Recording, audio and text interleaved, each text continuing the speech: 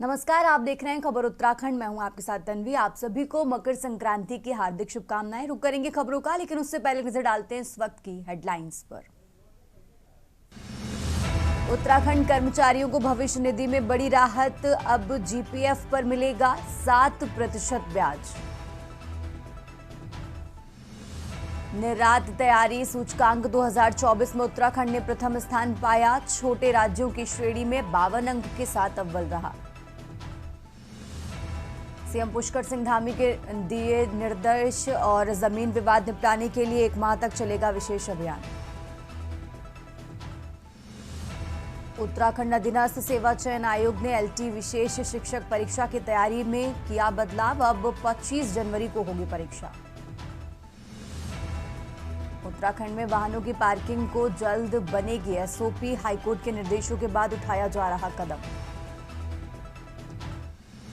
उत्तराखंड में 365 medical faculty की होगी भर्ती। चिकित्सा सेवा चयन बोर्ड को भेजा जाएगा प्रस्ताव। आप देख रहे हैं के न्यूज़, खबरों का सारथी।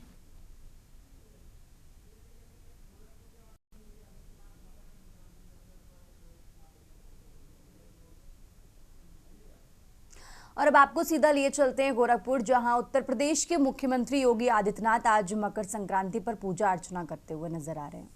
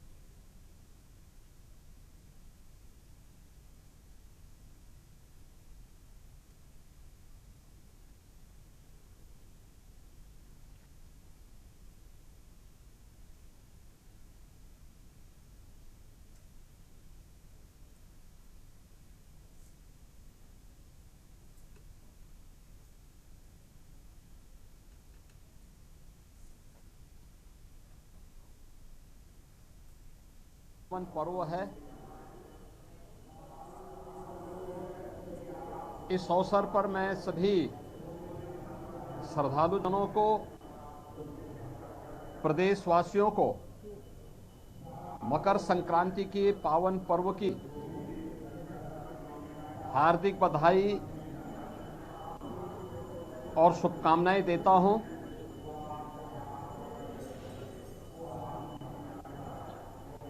इस अवसर पर कल से ही पूरे प्रदेश में लाखों की संख्या में श्रद्धालु पवित्र धर्मस्थलों में जाकर के अपनी आस्था का नमन कर रहा है। गोरखपुर में कल लाखों श्रद्धालुओं ने महायोगी भगवान गोरखनाथ जी को अपनी आस्था की पवित्र खिचड़ी चढ़ाई। लाखों श्रद्धालुओं ने कल प्रयागराज के संगम में आस्था की पवित्र डुबकी भी लगाई और ये सिलसिला लगातार आज जारी है।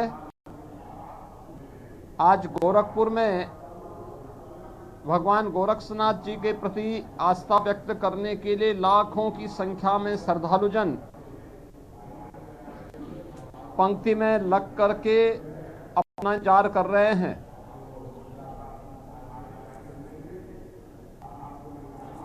मकर संक्रांति भारत के पर्व और त्योहारों की परंपरा का एक अत्यंत महत्वपूर्ण पर्व है। वास्तव में सूर्य इस जगत की आत्मा है। जगत पिता सूर्य की उपासना का ये पर्व हर प्रकार के शुभ कार्यों के लिए, मांगलिक कार्यों के लिए एक प्रशस्त तिथि मानी जाती है। यानी आज के बाद से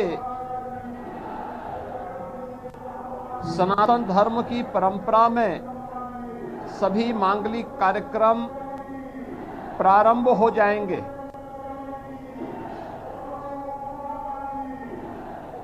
सूर्य का जो अयन वृत्त है, ज्योतिषीय परंपरा के अनुसार वह 12 विभिन्न भागों में विभाजित है। एक राशि से दूसरी राशि में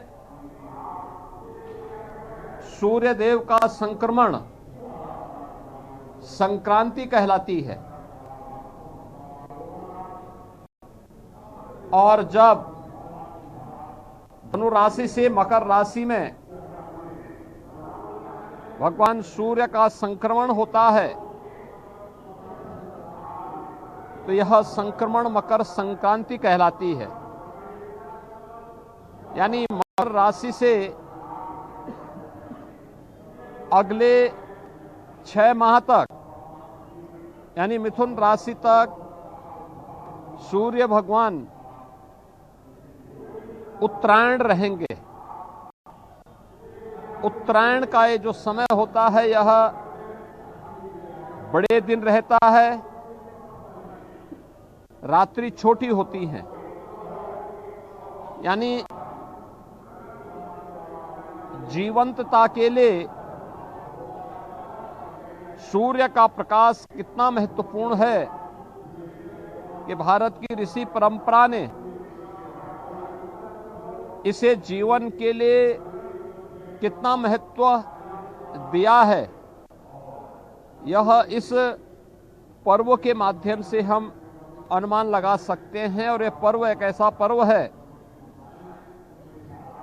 जो देश के अंदर नाम और रूप अलग अलग होंगे लेकिन आयोजित होता है। पूरब में, पश्चिम में, उत्तर में, दक्षिण में। पूरब में बिहू के नाम पे या तिलवा संक्रांति के नाम पर, पश्चिम में लोहड़ी या मकर संक्रांति के ही अलग अलग रूपों में, दक्षिण भारत में पोंगल के रूप में, उत्तर भारत में खिचड़ी संक्रांति के रूप में मकर संक्रांति का आयोजन बड़ी श्रद्धा भाव के साथ श्रद्धालुजन आयोजित करते हैं। गोरखपुर में सेवादार भगवान गोरक्षनाथ जी को अपनी आस्था की पवित्र खिचड़ी चढ़ाने के लिए कल से ही लाखों की संख्या में श्रद्धालुजन आया हुआ है और वह लगातार भगवान गोरखनाथ जी को अपनी आस्था की पवित्र खिचड़ी चढ़ा रहा है। मैं इस अवसर पर सभी श्रद्धालुजनों का हृदय से स्वागत करता हूं। प्रदेशवासियों को और देश और दुनिया से उत्तर प्रदेश के अंदर अलग अलग धर्म स्थलों में अपनी आस्था का नमन करने के लिए आए हुए इन सभी श्रद्धालु जनों का अभिनंदन करते हुए मकर संक्रांति की अपनी मंगलमय शुभकामनाएं उन सब के प्रति व्यक्त करता हूं। मुहूर्त कल सायंकाल से ही प्रारंभ हो चुका है, लेकिन चूंकि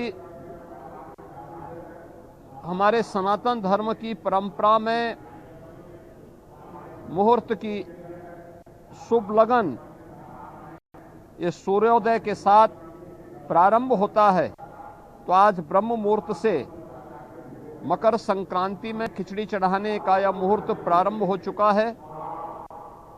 ये मेरा सौभाग्य है कि मुझे भी अभी प्रातः 4 बजे जो यहाँ की विशिष्ट पूजा है वह संपन्न होने के उपरांत 4 बजे भगवान गोरक्षनाथ जी को आस्था की पवित्र खिचड़ी चढ़ाने का अवसर प्राप्त हुआ है।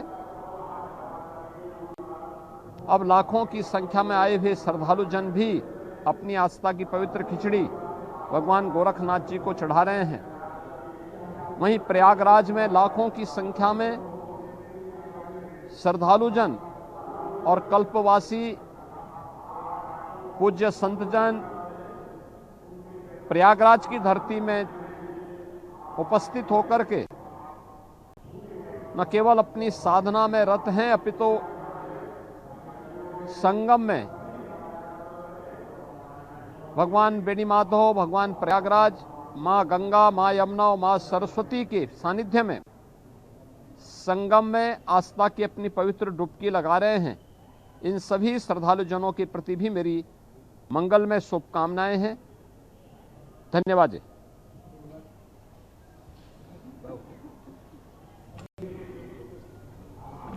तो मकर संक्रांति पर उत्तर प्रदेश के मुख्यमंत्री की तरफ से बड़ी बातें कही गई हैं। आगे बढ़ते हैं खबरों में। खबर देहरादून से है, जहां राज्यसभा सांसद नरेश बंसल ने खेल प्रतिभाओं को मंच देने वाली सांसद चैंपियनशिप ट्रॉफी का भव्य शुभारंभ किया। उन्होंने कहा कि सरकार द्वारा अवसर उपलब्ध कराए जाने से उत्तराखंड की खेल प्रतिभाएं लगातार सफलता प्राप्त करने की कीर्तिमान स्थापित कर रही हैं। सांसद चैंपियनशिप ट्रॉफी भी इसी का अहम हिस्सा है। इस प्रतियोगिता में विजेता खिलाड़ी आगे चलकर मुख्यमंत्री चैंपियंस ट्रॉफी में जिले का प्रतिनिधित्व कर गौरवान्वित करेंगे। खेल न केवल शरीर को स्वस्थ रखते हैं बल्कि अनुशासन और नेतृत्व क्षमता को भी विकसित करते हैं।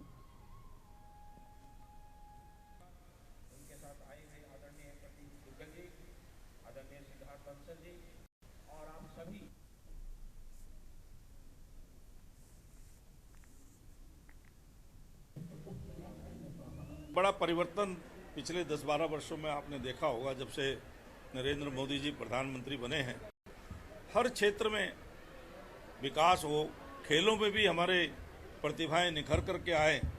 तो पहले खेलो इंडिया, फिट इंडिया, ये सब चला और उसको आगे बढ़ाते हुए खेल प्रतियोगिताएं, सांसदों की खेल प्रतियोगिताएं हुई। पिछले महीने ही हमने अपनी न्याय पंचायत, ब्लॉक, फिर जिले के आधार पर, संसद सदस्य क्षेत्र के आधार पर प्रतियोगिताएं कराई।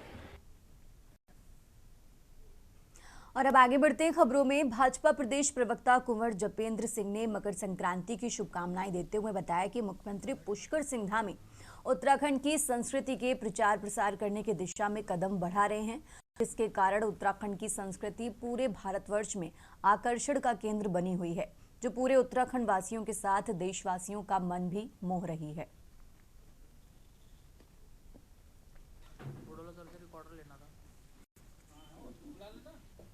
ये शुभम भाई गए तो थे बोलने के लिए। हाँ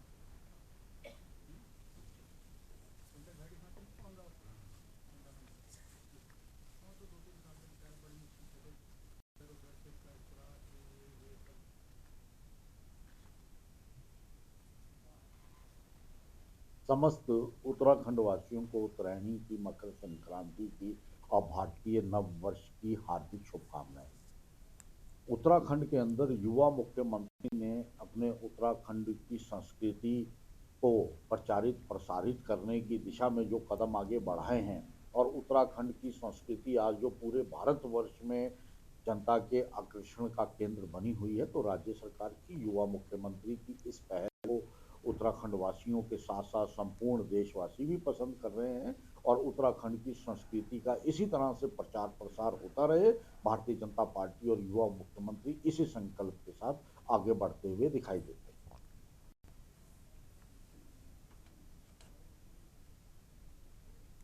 रुक करते हैं अगली खबर का। देहरादून पुलिस ने एक बार फिर अपनी संवेदनशीलता और त्वरित कार्रवाई का परिचय दिया है। कोतवाली कैंट क्षेत्र से लापता हुए 3 नाबालिग बच्चों को दून पुलिस ने उत्तर प्रदेश के बागपत जिले से सकुशल बरामद कर लिया है।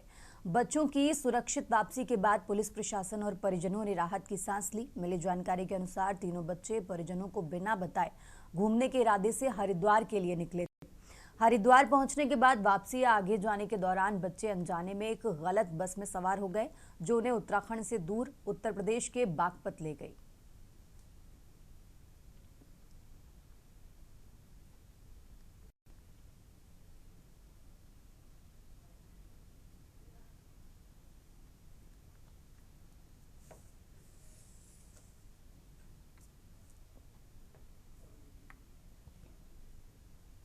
रुक करते हैं अगली खबर का। एक और सरकार बेटी बचाओ बेटी पढ़ाओ का नारा बुलंद कर रही है, तो वहीं रुड़की में एक गर्भवती महिला इंसाफ के लिए दर दर भटकने को मजबूर है।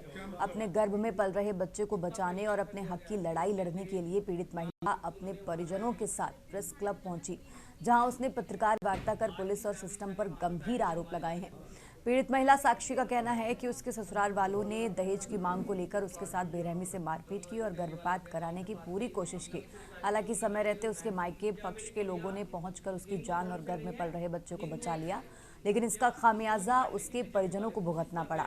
पीड़िता का आरोप है कि ससुरालियों ने उसके परिजनों के साथ भी मारपीट की और जान से मारने की धमकी दी है। मामले की शिकायत थाने से लेकर उच्च अधिकारियों तक की गई है, लेकिन अभी तक कोई कार्रवाई नहीं हुई।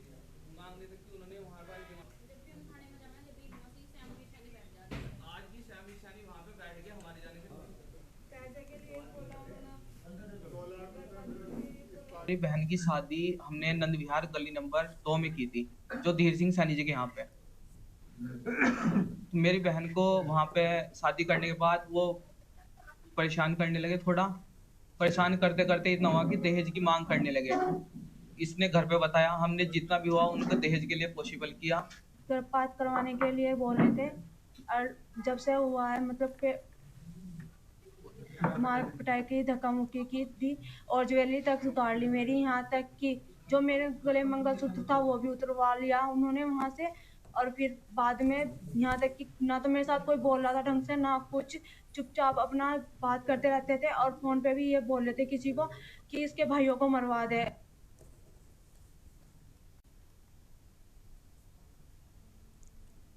रुड़की से एक ऐसी तस्वीर सामने आई जिसने स्वास्थ्य व्यवस्था पर बड़ा सवाल खड़ा कर दिया है।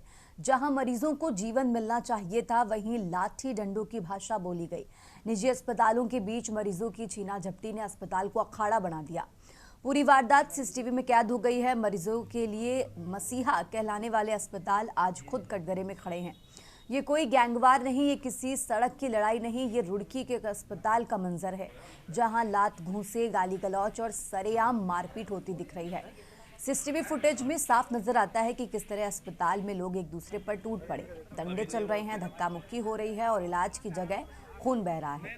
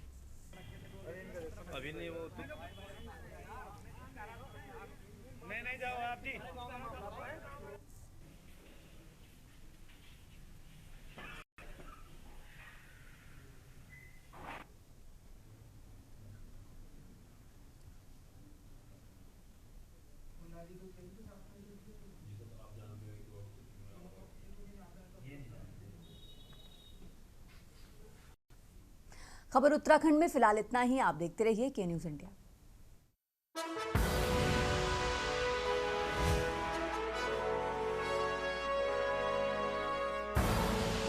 आप देख रहे हैं के न्यूज़, खबरों का सारथी।